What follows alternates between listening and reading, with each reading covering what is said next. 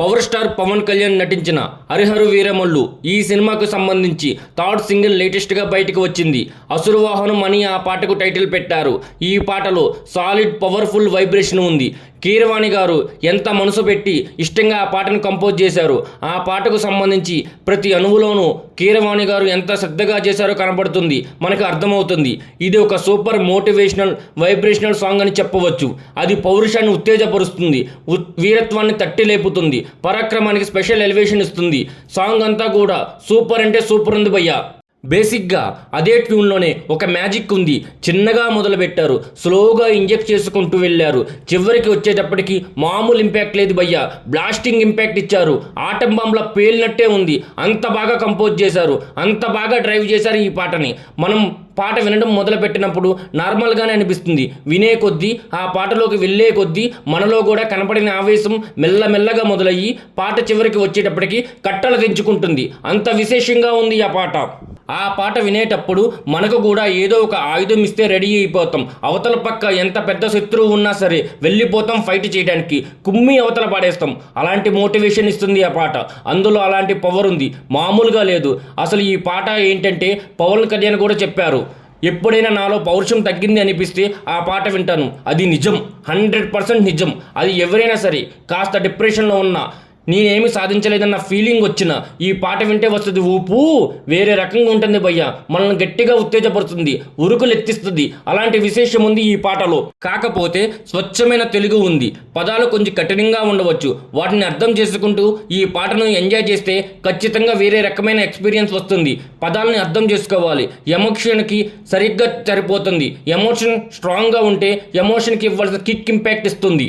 కానీ ఆ పదాలను కూడా 1-2 సార్లు అర్థం చేసుకోవాలి, లేదా రాసుకోవాలి. ఏంటి దీనికి అర్థం అని తెలుసుకొని అప్పుడు పాటను వింటుంటే నిజంగా ఒక ప్రత్యేకమైన అనుభూతి ప్రతి ఒక్కరికి కలుగుతుంది. విశేషమైన పాట, అందులో అనుమానమే లేదు. మంచి ఇంపాక్ట్ ఇస్తుంది. కొన్ని పాటలు జస్ట్ విని ఎంజాయ్ చేయడం వరకే ఉంటాయి, కానీ ఈ పాట అలా కాదు.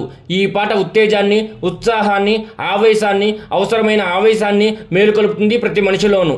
అన్యాయానికి వ్యతిరేకంగా, ఓటమికి వ్యతిరేకంగా పోరాడండి అని ఈ పాట మేలుకొల్పిద్ది. అలాంటి విశేషం ఉన్న పాట ఇది. నాకైతే చాలా బాగా నచ్చింది. రిపీటెడ్గా వింటే ఈ పాట ఇచ్చే ఇంపాక్ట్ ఖచ్చితంగా స్పెషల్గా ఉంటుంది. చూసేటప్పుడు మాత్రం పవన్ కళ్యాణ్ తీసుకుంటున్నారు. ఆ పాటలో ఉన్న ఎమోషన్ని తన పర్ఫార్మెన్స్ నెక్స్ట్ లెవెల్లోకి తీసుకెళ్లారు. సూపర్ ఇంపాక్ట్ ఇస్తున్నారు. ఈ పాటలో కనిపించే యాక్షన్ ఎపిసోడ్కి సంబంధించి పవన్ కళ్యాణే సొంతగా కొరియోగ్రఫీ చేశారు. ఆయనే ఆ ఫైట్స్ని డిజైన్ చేశారని తెలుస్తుంది.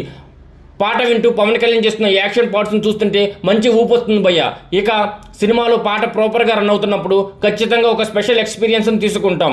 అందులో అనుమానమే లేదు అని క్లియర్గా అర్థమవుతుంది. పవన్ కళ్యాణ్ శ్రద్ధగా డిజైన్ చేసి ఆ ఫైట్ చేశారు అంటే ఇంకా స్పెషల్గా ఉంటుంది.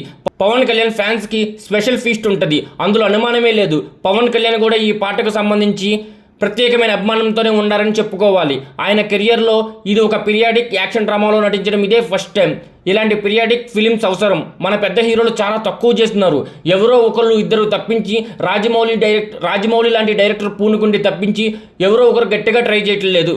కానీ అవసరం. మన తెలుగు సినిమా మూలాలకు పౌరాణిక జానపద సినిమాలు ఉన్నాయి. ఆ చరిత్ర మళ్ళీ తిరిగి రావాలి. ప్రేక్షకులకు సరికొత్త అనుభూతి ఇవ్వడం కోసం ఆ సినిమాలు తరహాలో కథలు మళ్ళీ రావాలి. అందుకనే నేనైతే బలంగా కోరుకుంటున్నాను, హరిహర వీరమల్లు హిట్ అవ్వాలి. పవన్ కళ్యాణ్ లాంటి స్టార్ హీరో చేసిన ఒక సినిమా పెద్ద హిట్ అవ్వాలని. ఇలా పెద్ద హిట్ అవుతే ఇంకా ఎక్కువ మంది ధైర్యం చేసి అలాంటి సినిమాలు, అలాంటి జోనర్లో కథలు చేయడానికి ముందుకు వస్తారు. ఆ రకంగా ఒక ప్రత్యేకమైన ప్రాధాన్యత ఉన్న సినిమా హరిహర వీరమల్లు సినిమా అని చెప్పవచ్చు.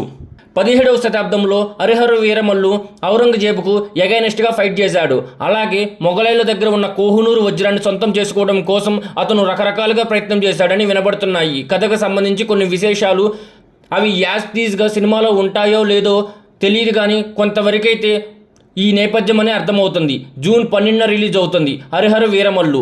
ఈలోపు సినిమాకు సంబంధించి ప్రమోషన్లు, కార్యక్రమాలు గ్రాండ్గా ప్లాన్ చేశారు. మంచి ఎగ్జైట్మెంట్ సెట్ చేసి వండర్ఫుల్ కంటెంట్తో సినిమా థియేటర్స్లోకి వచ్చే ప్రేక్షకులను ఎంటర్టైన్మెంట్ చేయాలి. All the best Harihara Veeramallu movie team.